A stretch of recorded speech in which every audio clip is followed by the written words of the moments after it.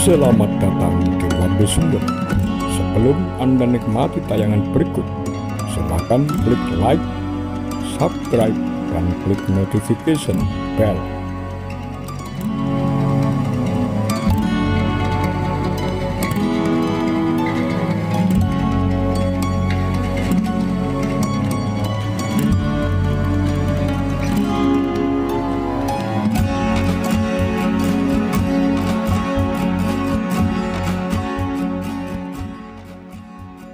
Kisah Mutmainah, Macan Podium, Ketua Gerwani, Kabupaten Blitar.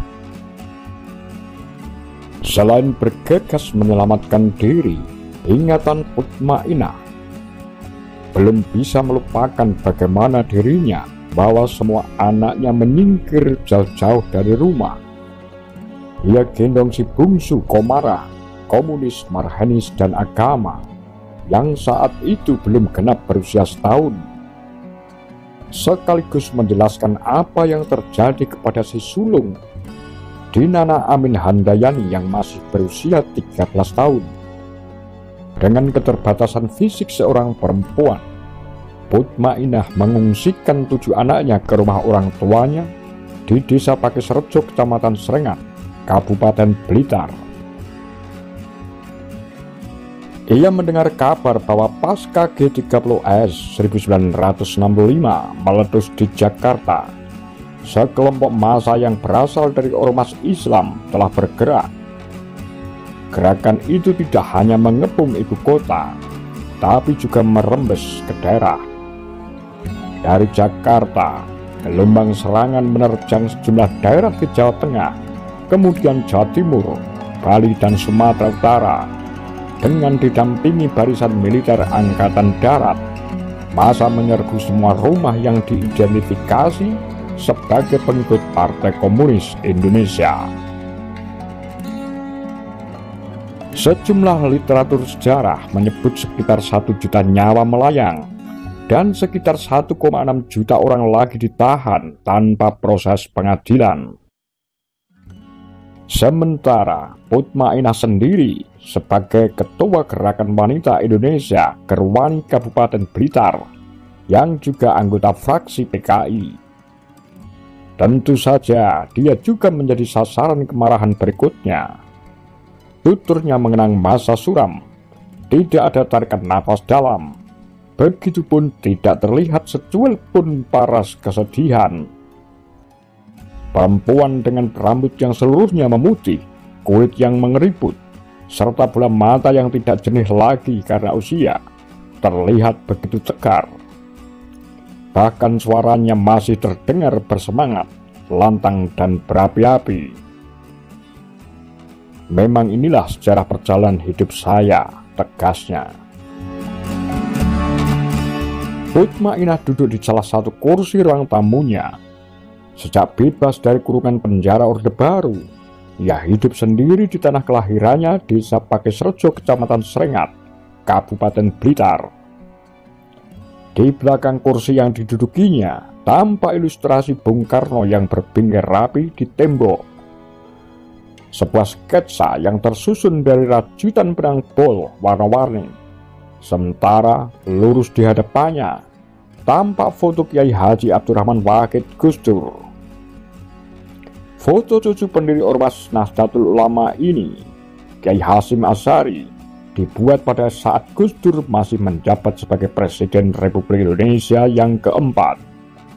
Sedangkan di tembok sebelah kiri, tepat di atas pesawat televisi 21 inch, terpajang lukisan berukuran besar seorang lelaki tua dengan kumis tebal melintang serta udeng ikat kepala. Di kepalanya dialah Kiai Haji Abdurrahman, kakek Mutmainah. Kisah yang ia ketahui, Abdurrahman merupakan laskar Pangeran Diponegoro yang lari ke arah timur, Jawa Timur, setelah Belanda berhasil mengalahkan pasukannya. Kakeknya adalah seorang haji yang juga pejuang dari Mataraman. Ayah Mutmainah sendiri adalah Haji Mansur, putra Kiai Haji Abdurrahman. Mansur seorang ketua Sarekat Islam Merah Kabupaten Blitar yang juga seorang hafidz Al-Quran. Sarekat Islam Merah merupakan pecahan Sarekat Islam pimpinan HOS Cokroaminoto pada Juni 1916 yang pada akhirnya berganti nama menjadi Sarekat Rakyat (SR). Dari ayahnya yang terbunuh dalam pemberontakan PKI di Madiun tahun 1948 itulah Mutmainah yang aktif di Organisasi Pemuda Sosialis Indonesia (Pesindo) mengenal dasar-dasar ajaran komunis. Bagaimana berbagi dengan sesama dan bagaimana bertindak ketika dalam kondisi terjepit, bahwa tidak ada malam tanpa pagi. Seingat Mutmainah, pasca G30S 1965, selain sepotong kebaya dan jarik yang melekat di badannya, tak ada secuil pun harta benda yang dibawanya. Karena suasana sudah sedemikian gentingnya, dia harus pergi dengan segera. Saat itu 1965, Subandi suaminya masih berada di Jakarta. Ketua PKI Kota Blitar yang juga Ketua Front Nasional Blitar serta Ketua DPR GR Kota Blitar itu tengah menghadiri Kongres PKI. Kabupaten dan Kota Blitar merupakan basis massa PKI. Dari sebanyak 45 kursi di DPR GR, 25 diantaranya milik PKI. Sedangkan sisanya dibagi rata Partai Islam, Nahdlatul Ulama, dan Masyumi, serta PNI. Informasi yang diterima Mutmainah dari para kamrat yang selamat Subandi dalam perjalanan pulang ke Blitar. Kendati demikian, sejak itu 1965 dia tidak pernah lagi berkomunikasi dengan pria yang pertama kali dijumpainya di organisasi Pesindo tersebut. Secara pasti dia tidak tahu nasib suaminya, namun kalau masih hidup tentunya mereka sudah bertemu lagi. Secara tidak langsung lebih meyakini bahwa Subandi telah meninggal dunia. Dorongan ingin selamat membuatnya tidak berpikir panjang. Rumah beserta isinya ia tinggalkan begitu saja. Tempat tinggal pribadi itu berada di Jalan Sultan Agung Kota Blitar, bersebelahan dengan Istana Gebang. Nama lain rumah mendiang Nyonya Sukarmini Wardoyo, kakak kandung Bung Karno. Dia tidak takut mati, karena dia yakin apa yang dia lakukan untuk rakyat adalah sesuatu yang benar. Dia hanya ingin selamat untuk meneruskan perjuangan selanjutnya. Setelah para petinggi PKI dieksekusi seperti Nyoto ditembak pada 6 November 1965, kemudian Dipa Nusantara Aidit pada 22 November, serta Wakil Ketua Lokman. Kini giliran para petinggi PKI di daerah yang diserbu. Siapapun yang teridentifikasi dalam barisan wanita, gerwani, buruh, sopsi, pemuda rakyat, petani, BTI, dan kebudayaan, lekra, dibersihkan. Penghuni rumah dibawa paksa untuk dieksekusi. Jika tidak ditemukan, isi rumah dijarah, bahkan tidak jarang langsung diobrak-abrik. Tempat tinggalnya juga dirusak. Terang Mutmainah yang sampai hari ini tidak mampu mendapatkan kembali haknya atas rumah di lingkungan Istana Gebang tersebut. Selama 3 tahun, tokoh komunis Blitar ini hidup di hutan belantara sebagai pelarian politik. Harta satu-satunya hanya pakaian yang melekat di raga. Untuk menghindari kejaran tentara angkatan darat dan massa ormas Islam, Mutmainah memilih bersembunyi di Gua Gayas, gua yang menghadap pantai selatan di wilayah perbukitan Kapur, Blitar Selatan. Lubang dalam tanah itu begitu sempit dan pengap, ditambah banyaknya orang yang bersembunyi, membuat persediaan oksigen di dalamnya semakin terbatas. Berdiri saja harus berimpitan.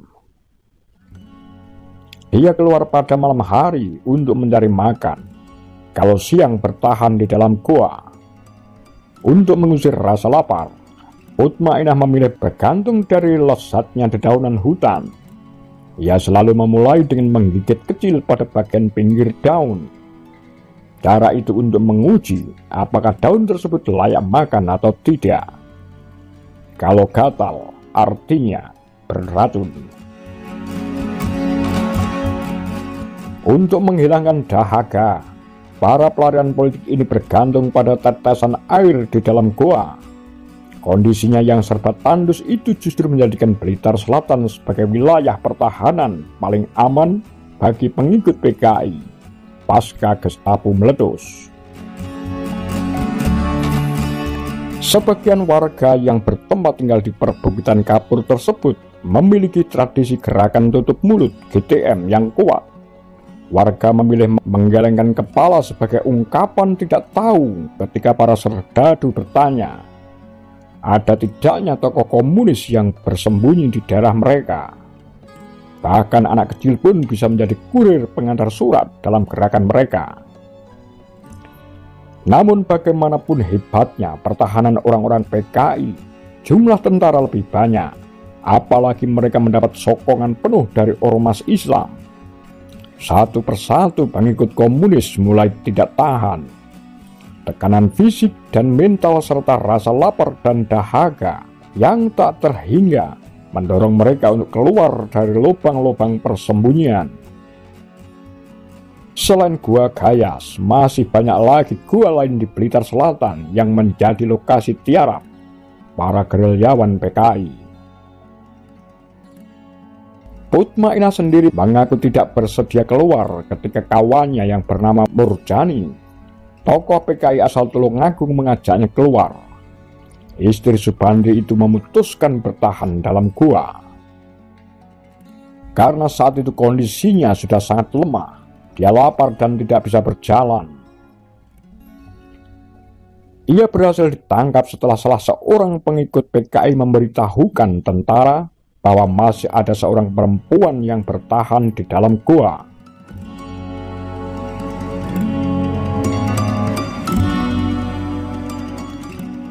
Mungkin mereka semua, tentara, merasa bangga telah berhasil menangkapnya, sebab dia dianggap tokoh PKI di Blitar. Dari pelantungan Korea dan mahasiswa. Hari pertama penangkapan Mutmainah langsung ditahan di Koramil daerah Lodoyo, Kabupaten Blitar. Seperti biasa, interogasi tentang sejauh mana keterlibatan dalam G30S menjadi sarapan sehari-hari. Soal G30S dia sendiri tidak tahu apa-apa. Dan dia dan teman-temannya memang tidak pernah memberontak. Jika memberontak tentu persiapan itu sudah ada di daerah-daerah. Namun kenyataannya semua itu tidak ada. Dari tahanan militer Lodoyo, Mutmainah dilayar, dipindah ke Kediri. Tidak lama dari sana, dipindah lagi ke penjara militer Madiun dan akhirnya dibuang ke penjara Pelantungan, Kabupaten Kendal. Penjara Pelantungan merupakan bekas rumah sakit penderita kusta. Bagi orang-orang eks-Tapol PKI, Pelantungan merupakan pulau burunya Gerwani, sebab semua penghuninya adalah perempuan. Selama 10 tahun lamanya, Mutmainah hidup di sana. Selain bercocok tanam, aktivitas sehari-harinya adalah membuat kerajinan tangan, termasuk bermain kesenian. Keluar dari pengasingan, Mutmainah langsung pulang ke kampung halamannya di desa Pakisrejo, Kecamatan Srengat. Bermodalkan dari menjual harta warisan mendiang suaminya, ia berdagang sayuran dan sembako. Ia besarkan anak-anaknya seorang diri, kecuali si sulung. Seluruh anak Mutmainah mengenyam bangku perguruan tinggi. Bahkan beberapa di antaranya lulus universitas negeri terkemuka di Surabaya. Mutmainah sendiri hanya lulusan sekolah taman siswa di Tulungagung, setingkat SMP.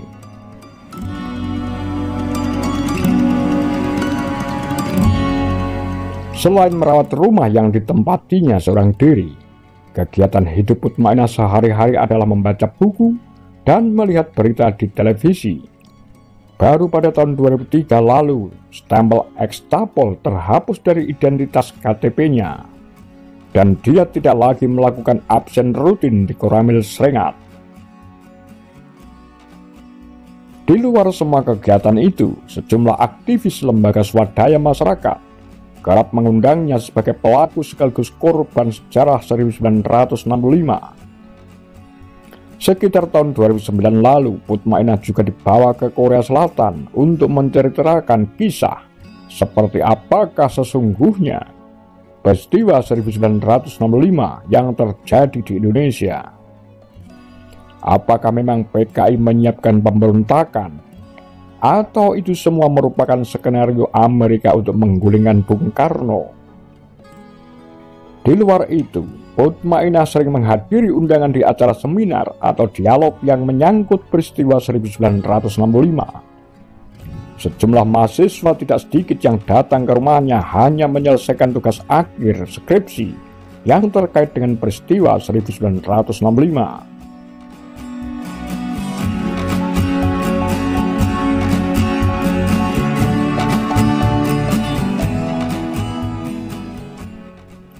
Dendamkah Mutmainah dengan negara yang telah menorehkan sejarah pahit ini? Beliau mengatakan, dia tidak merasa dendam, kendati demikian, ia tidak bisa melupakan. Menurutnya, mereka yang menghabisi orang-orang PKI juga sebagai korban yang tidak mengetahui politik. Yang dia harapkan saat ini adalah kepada anak-anak muda, khususnya mahasiswa, untuk bisa mengambil peran yang baik untuk perubahan negara yang lebih baik. Demikian kura-kura, tagar lambe sundel.